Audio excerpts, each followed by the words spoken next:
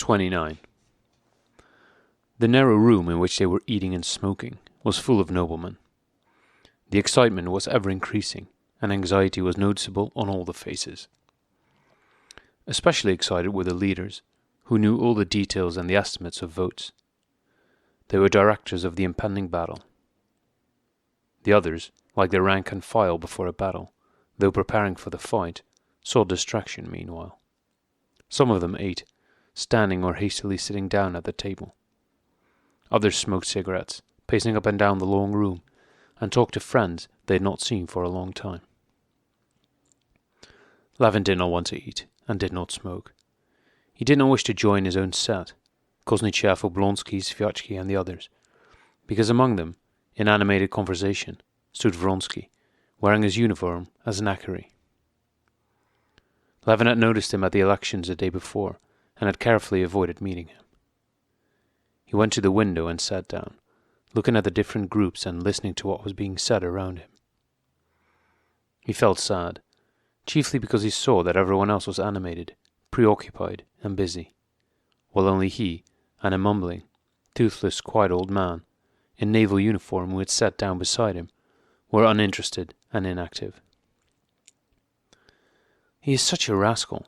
I told him not to. Really. In 3 years he could not collect it." A short, round-shouldered landowner with pomaded hair that hung down on the embroidered collar of his uniform was saying energetically, stamping loudly with the heels of new boots he had evidently put on specially for this occasion, and casting a discontented glance at Levin, he suddenly turned away. "Yes, it's a dirty business, say what you will," remarked an undersized man with a feeble voice. Following those two, a whole crowd of landowners, surrounding a stout general, hastily approached Levin. Obviously they were seeking a place where they could talk without being overheard. "How dare he say I gave orders to steal his trousers? I expect he drank them. I snap my fingers at him and his princely title. He has no right to say it. It's mean." "But excuse me, they rely on the statute," someone in another group was saying. "The wife ought to be registered as belonging to the nobility." "What the devil do I care about the statute? I speak frankly. That's what the nobility are for. One must have confidence." "Come, Your Excellency, a glass of fine champagne." Another group followed close on the heels of a nobleman who was shouting loudly. He was one of those who had been made drunk. "I always advised Mary Semenovna to let her estate, because she will never make it pay," said a pleasant-voiced landowner with a grey moustache, wearing the uniform of colonel of the former general staff. It was the landowner Levin had met at Sviatsky's house. He knew him at once. The landowner also recognized Levin, and they shook hands. "Very pleased to see you. Of course, I remember you very well. Last year at Sviatsky, the marshal's house." "Well, how's your husbandry getting on?" Levin inquired. "Ah, still the same. With a loss," replied the landowner as he stopped beside Levin, with a resigned smile and a look of calm conviction that it must be so. "And how do you come to be in our province?" he asked. "Have you come to take part in our coup d'état?" he went on, pronouncing the French words firmly but badly. "All Russia had assembled here, chamberlains and almost ministers." He pointed to the portly figure of Oblonsky in his chamberlain's uniform with white trousers, walking beside a general. "I must confess to you that I only imperfectly understand the meaning of these nobility elections," said Levin. The landowner looked at him. "But what is there to understand? It has no meaning whatever. The nobility is an obsolete institution, which continues to act through inertia. Look at the uniforms. They tell the tale. This is an assembly of justices of the peace, permanent officials, and so on, but not of nobles." "Then why do you come?" asked Levin. "From habit, for one thing. Then one must keep up one's connections. It's a sort of moral obligation. And then, to tell the truth, I have a private reason. My son-in-law wishes to stand for a permanent membership. They are not well off, and I want him to get it. But why do such gentlemen come?" he went on, indicating the venomous gentleman who has spoken at the provincial table. He's one of the new nobility. New, if you like, but not the nobility. They are landowners. We're country squires. They, as noblemen, are committing suicide. But you say it's an obsolete institution. It is obsolete, certainly, but all the same one should treat it more respectfully. Take Snetkov. Whether we are good or bad, we've been growing for 1,000 years. You know, if we had to make a garden in front of our house, we should plan it out, and if a century-old tree is growing on that spot, though it may be rugged and old, yet you won't cut it down for the sake of a flower bed, but will plan your bed so as to make use of the old tree. It can't be grown in a year, he remarked cautiously, immediately changing the subject. Well, and how is your husbandry getting on? Oh, not well. I get about 5%. Yes, but you don't reckon your own work. You know you too are worth something. Now take me. Before I took to farming, I was getting 3,000 rubles a year in the service. Now I work harder than I did in the service, and like yourself I clear about 5%, and that only with luck. And my own labour goes for nothing. Then why do you go in with it, if it is a clear loss? Well, you see, one goes on. What would you have? It's a habit, and one knows that it's necessary. I will tell you moreover, and leaning his elbow on the window and having started talking, the landowner went on. My son has no taste at all for husbandry. It is clear he will be a scholar, so that there will be no one to continue my work, and yet I go on. Just now, you know, I've planted an orchard. Yes, said Levin, that is quite so. I always feel that I am getting no real profit out of my estate, and yet I go on. One feels a sort of duty toward the land. I'll tell you something, continued the landowner. My neighbour, a merchant, called on me, and we went over the farm and garden together. He said, Everything is going as it should, only your garden is neglected, though my garden is quite in order. If I were you, I should cut down those limes, but it must be done when the sap rises. You must have 1,000 limes here, and each one of them would yield a good lot of bast. And at present, bast fetches a good price, and the trunks could be cut up for log huts. Yes, and with that money he would buy cattle or a piece of land for a mere song, and would lease it to the peasants, added Levin with a smile, having evidently more than once come across such calculations. And he will make a fortune, while you and I must be thankful if we can keep what we have and leave it to our children. You're married, I hear, said the landowner. Yes, replied Levin with proud satisfaction. Yes, it is curious, he continued. We live without gaining anything, as if we were appointed, like the Vestals of old, to guard some fire or other. The landowner smiled under his grey moustache.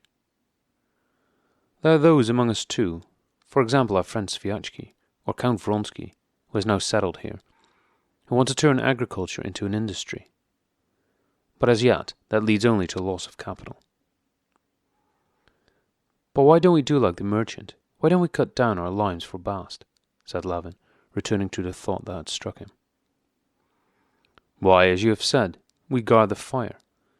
The other is not work for the nobility. Our work is not done here, at the elections, but at our homes. We have a class instinct as to what should not be done. I see it in the peasants too sometimes. A proper peasant always tries to get hold of as much land as possible. However bad the land, still he ploughs it. It brings him almost no profit, but pure loss. Just like us, said Levin. Very, very glad to have met you, he added, seeing Sviatchky approaching. We too have met for the first time since we were at your house, said the landowner, and have indulged in a chat. Yes, and have you been abusing the new order? Asked Sviatchky with a smile. We won't deny it. Unburdening our souls. 30. Sviatchky took Levin's arm and led him back to his own group. This time it was impossible to avoid Vronsky. He was standing with Oblonsky and Koznichev, and looked straight at Levin as he came up. Very pleased. I think I had the pleasure of meeting you at the Princess Shcherbatsky's, said he, holding out his hand to Levin. Yes, I well remember our meeting, said Levin, and blushing scarlet immediately turned and spoke to his brother. Smiling slightly, Vronsky continued his conversation with Sviatchky, evidently having no desire to start a conversation with Levin. But Levin, while talking to his brother, kept looking round at Vronsky, trying to think of something to say to him, in order to mitigate his rudeness. "What is delaying matters now?" asked Levin, glancing at Sviatchky and Vronsky.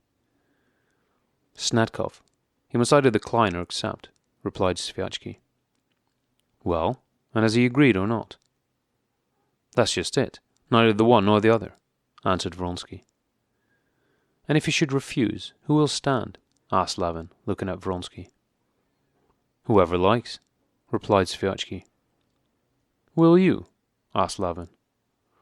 "Certainly not I," said Sviatchky, becoming embarrassed and casting an alarmed glance at the venomous gentleman who was standing beside Kosnichev. "Who then? Nevedovsky?" said Levin, feeling that he had put his foot in it somehow.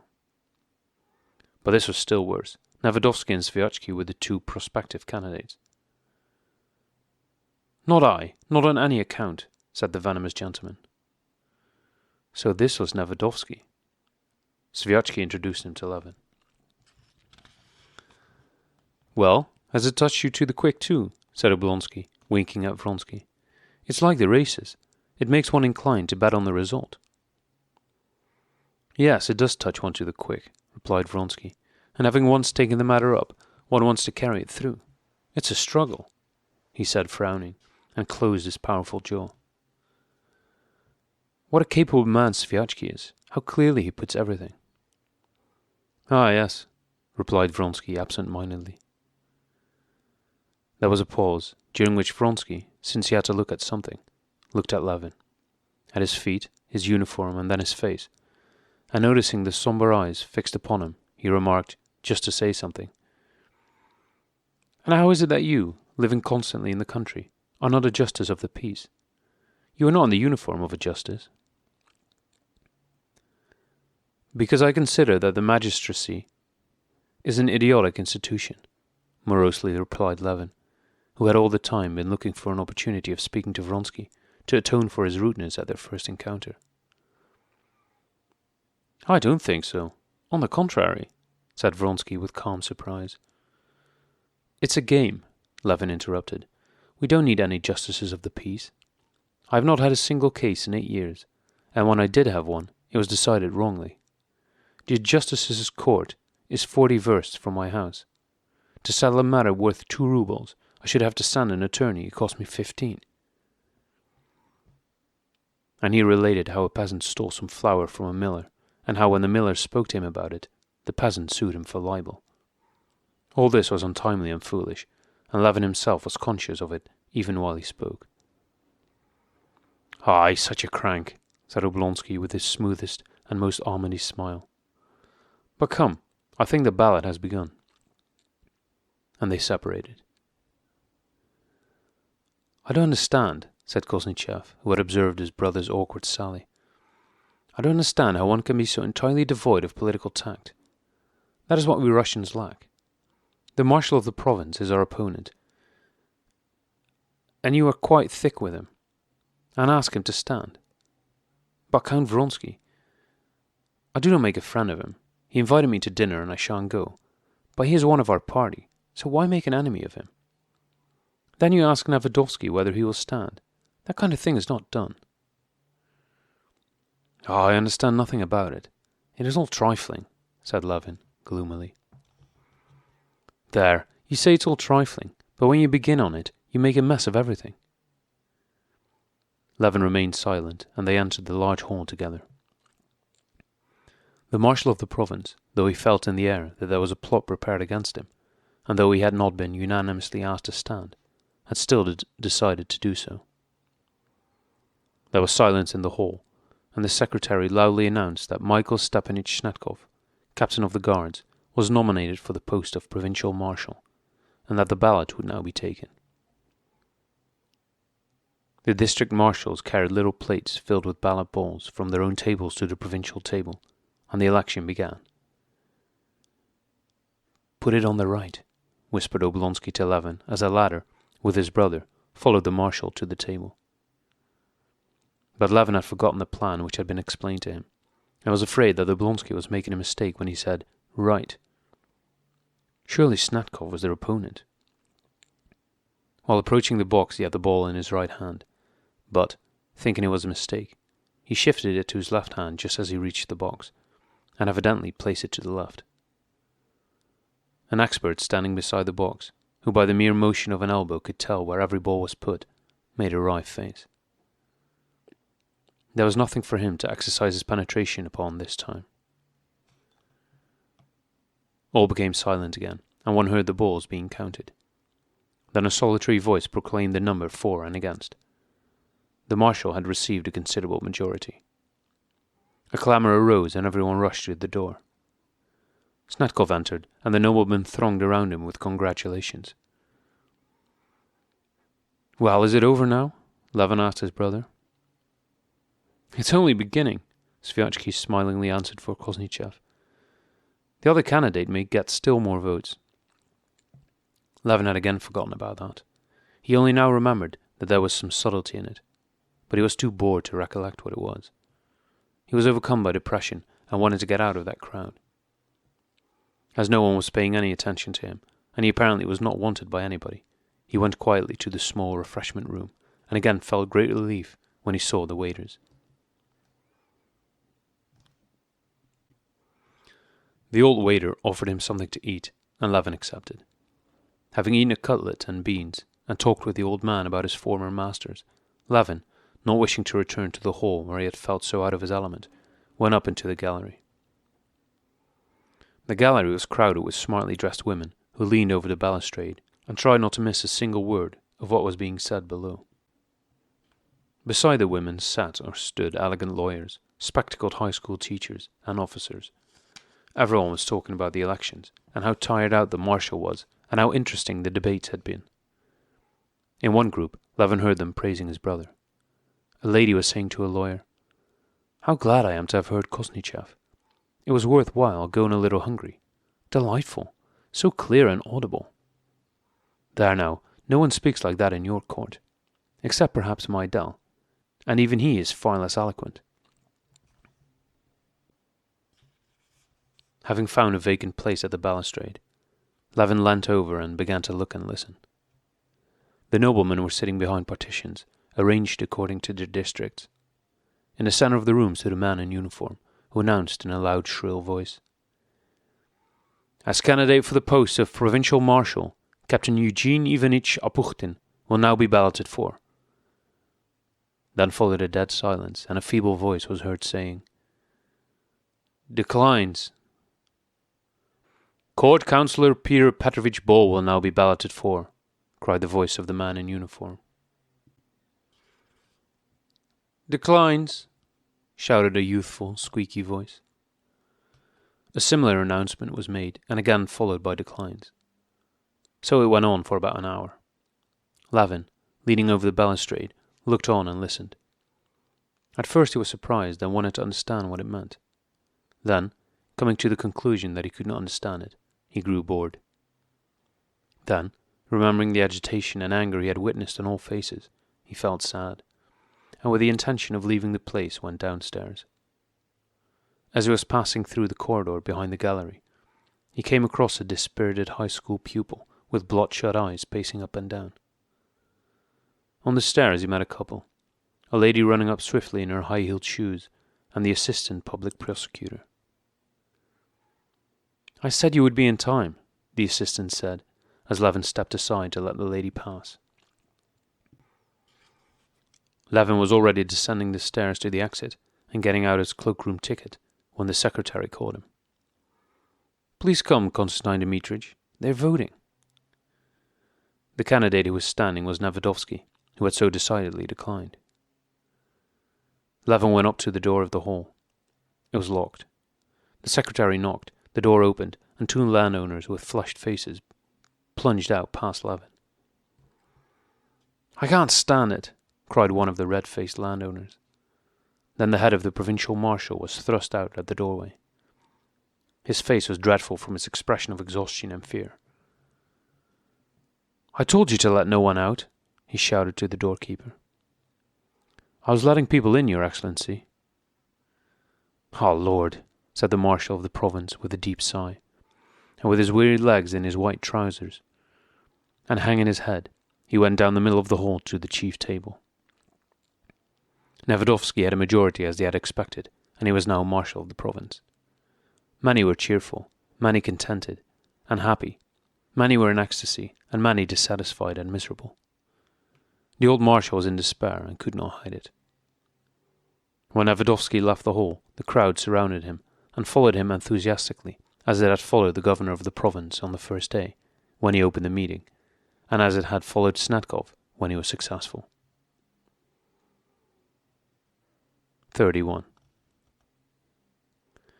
The newly elected Marshal of the province and many of the victorious new party dined that evening at Vronsky's. Vronsky had come to the elections because he felt dull in the country, in order to proclaim to Anna his right to freedom, to repay Sviatchky by supporting him at these elections for all the trouble he had taken for Vronsky at the Zemstvo elections, and most of all, to perform strictly all the duties of the position he had taken up as a nobleman and landowner.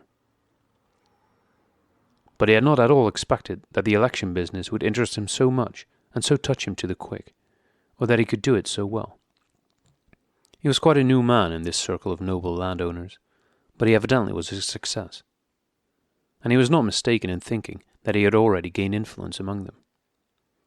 This influence was promoted by his wealth, by his title, by the splendid house in the town which had been lent him by his old acquaintance Shirkov, a financier who had founded a flourishing bank in Kashin, by the excellent chef whom he had brought from his estate, by his friendship with the governor, who had been a former comrade, and one whom Vronsky had even protected, but above all by his simple behaviour in treating everyone alike, which had quickly induced most of the noblemen to change their opinion as to his supposed pride.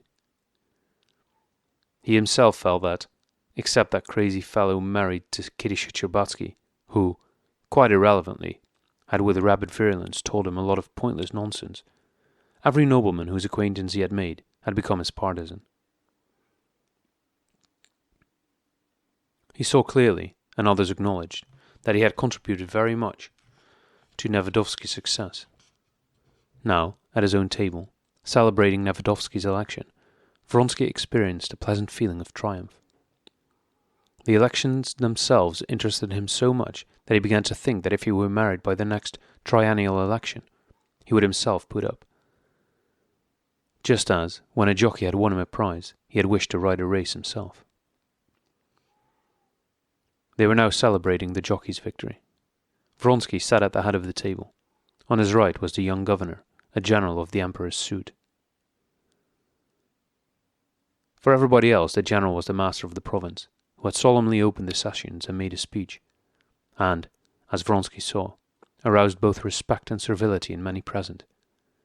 But for Vronsky, he was Maslov Katka, the nickname he had had in the Corps des Pages, who felt embarrassed in his presence, and whom Vronsky tried to put at his ease.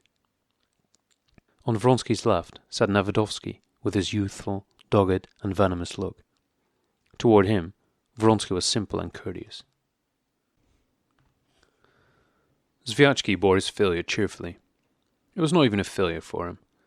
As he himself said to Nevedovsky, champagne glass in hand, no better representative of the new course which the nobility ought to follow could have been found. And therefore all that was honest, as he remarked, was on the side of today's success, and triumphed in it. Oblonsky too was pleased that he had spent his time merrily, and that everyone was satisfied. At the excellent dinner, the episodes of the elections were discussed. Sviatchky comically mimicked the old marshal's tearful speech, and, turning to Nevedovsky, remarked that His Excellency would have to adopt a different and more complex method of auditing the funds than tears. Another witty nobleman narrated how footmen with knee breeches and stockings had been imported to wait at the ball, which the marshal of the province had intended to give, and that they would now have to be sent back, unless the new marshal would give a ball with stockinged footmen. During the dinner, they continually spoke of Nevedovsky as our provincial marshal, and addressed him as Your Excellency. This was uttered with the same pleasure with which a newly married woman is addressed as Madam, and called by her husband's name. Nevedovsky pretended not merely to be indifferent, but to despise this title. But it was evident that he felt happy and exercised self-control to avoid betraying a delight ill-suited to the new liberal circle in which they found themselves. During the dinner, several telegrams were sent to persons interested in the elections. Oblonsky, who was feeling very jolly, sent one to Dolly, which ran as follows. Nevedovsky elected by a majority of 20. Congratulations. Tell news. He dictated it aloud, saying, I must cheer them up. But Dolly, on receiving the telegram, only sighed over the rouble it had cost, and understood that it had been sent toward the end of a dinner. She knew that Steve had a weakness at the end of a dinner party, to set the telegraph going. Everything, including the splendid dinner and the wines, which did not come from Russian merchants, but were imported ready bottled from abroad, was very distinguished, simple and gay. The company of 20 men had been selected by Sviatsky, from adherents of the new movement and from liberals, men who were also witty and respectable. Healths were drunk, also half in jest, to the new provincial marshal, to the governor, to the bank director, and to our amiable host. Vronsky was satisfied. He had not at all expected to find such a pleasant tone in the provinces. When dinner was over, things became still merrier. The governor asked Vronsky to accompany him to a concert in aid of a brotherhood, which was being arranged by his wife, who wished to make Vronsky's acquaintance. There will be a ball afterwards, and you will see our society beauty. Really, she's quite remarkable. Not in my line, answered Vronsky, who was fond of that English expression, but he smiled and promised to come. When they had already quitted the table and had all begun smoking, Vronsky's valet came up to him with a letter on a salver. From Vozdivchenk, by express messenger, he said, with a significant glance. It is extraordinary how much he resembles the public prosecutor Sventitsky, remarked one of the guests in French, of the valet, while Vronsky, frowning, read his letter. The letter was from Anna. Even before he read it, he knew its contents. Expecting the elections to end in 5 days, he had promised to return on the Friday. It was now Saturday, and he knew that the letter contained reproaches for his not having returned punctually. The letter he had sent off the evening before had probably not yet reached her. The contents of the letter were just what he expected, but its form was unexpected and particularly unpleasant to him. Annie is very ill. The doctor says it may be inflammation. I lose my head when alone. The Princess Barbara is not a help, but a hindrance. I expected you the day before yesterday, and am now sending to find out where you are and what the matter is. I wished to come myself, but changed my mind, knowing that you would not like it. Give me some reply that I may know what to do.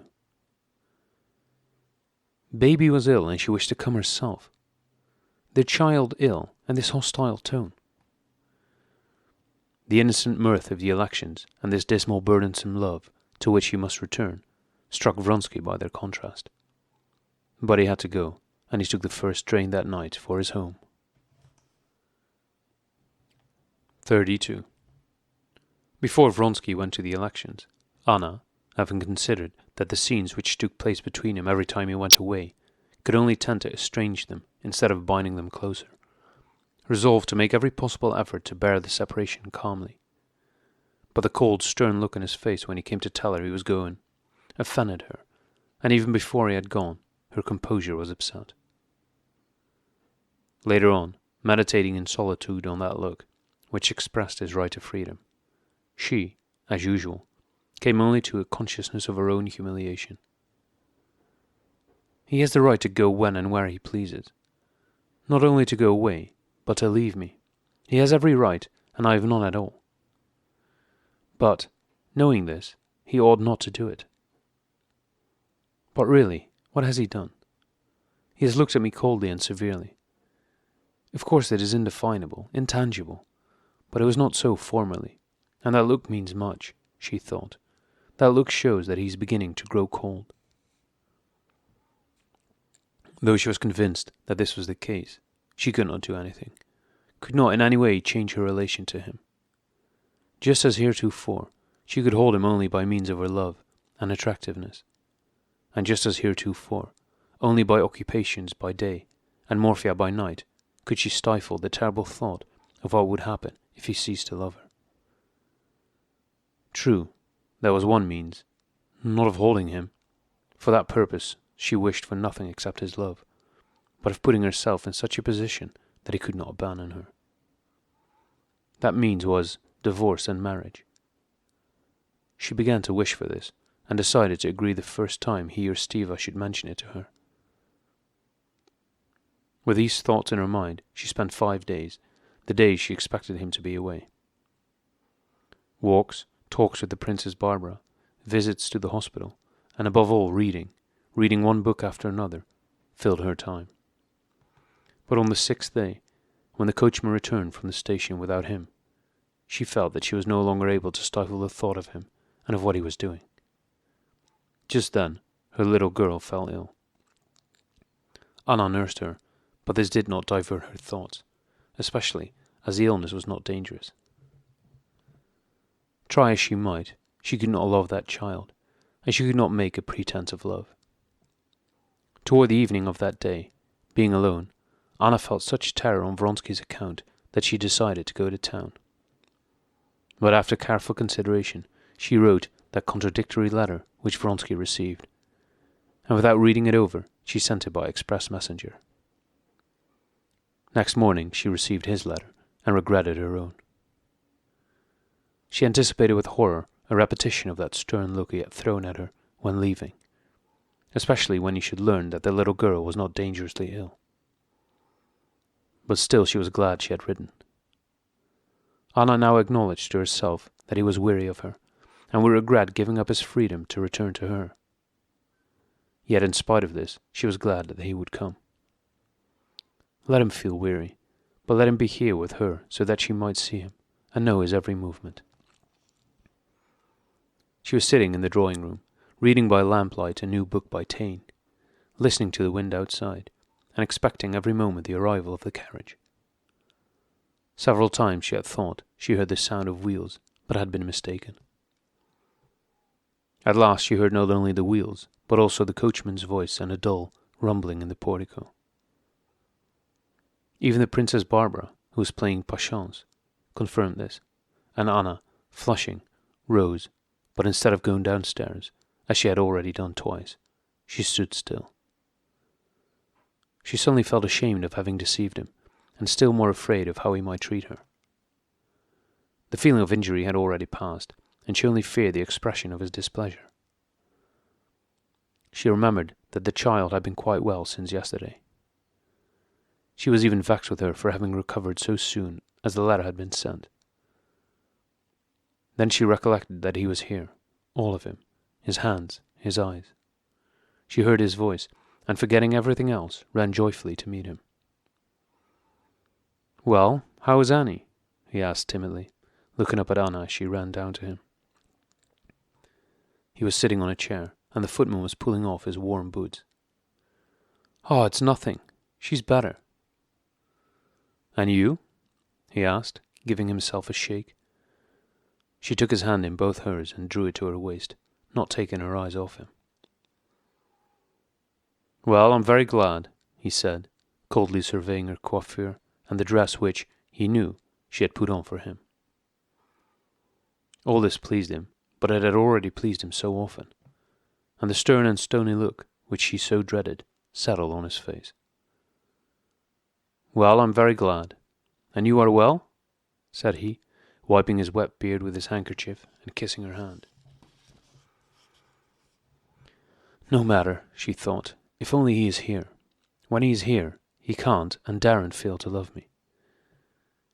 The evening passed happily and cheerfully in the company of the Princess Barbara, who complained to him that in his absence Anna had been taking morphia. "What am I to do? I could not sleep. My thoughts kept me awake. When he is here I never take it, or hardly ever." He told her about the elections, and Anna knew how by questions to lead him on to just what pleased him, his success. She told him about everything that interested him at home, and all her news was most cheerful. But late at night, when they were alone, Anna, seeing that she had regained full mastery of him, wanted to efface the depressing impression of the look he gave her apropos of the letter, and said, "But confess that you were vexed to get my letter, and did not believe me." As soon as she had said this, she knew that, however lovingly disposed he might be to her, he had not forgiven her for that letter. "Yes," he answered, "it was such a strange letter. Annie was ill, yet you wished to come yourself." "That was all true." "I don't doubt it." "Yes, you do doubt it. I see you are displeased." "Not for a moment. I'm only displeased, really, that you seem not to wish to admit that there are duties." "Duties to go to a concert." "Don't let us talk about it," he said. "Why should we not talk about it?" she replied. "I only wish to say that one may have unavoidable business. Now, for instance, I shall have to go to Moscow about the house." "Ah, Anna, why are you so irritable? Don't you know that I can't live without you?" "If that is so," replied Anna in a suddenly changed voice, "it must be that you are weary of this life. Yes, you will come for a day and go away again, as men do." "Anna, that is cruel. I am ready to give my whole life." But she did not listen to him. "If you go to Moscow, I shall go too. I will not stop here. Either we must separate or live together." "You know that is my desire. But for that—" "A divorce is necessary? I will write to him. I see I cannot live like this. But I will go to Moscow with you." "You speak as if you were threatening me. Why, I don't wish for anything so much as not to be separated from you," said Vronsky, smilingly. But not a cold look only, but the angry look of a hunted and exasperated man flashed in his eyes as he spoke those tender words. She saw that look, and rightly guessed its meaning. The look said, "If so, this is a misfortune." It was a momentary impression, but she never forgot it. Anna wrote to her husband asking him for a divorce, and at the end of November, having parted from the Princess Barbara, who had to go to Petersburg, she moved to Moscow with Vronsky. Daily expecting Karenin's reply, to be followed by a divorce, they now established themselves like a married couple.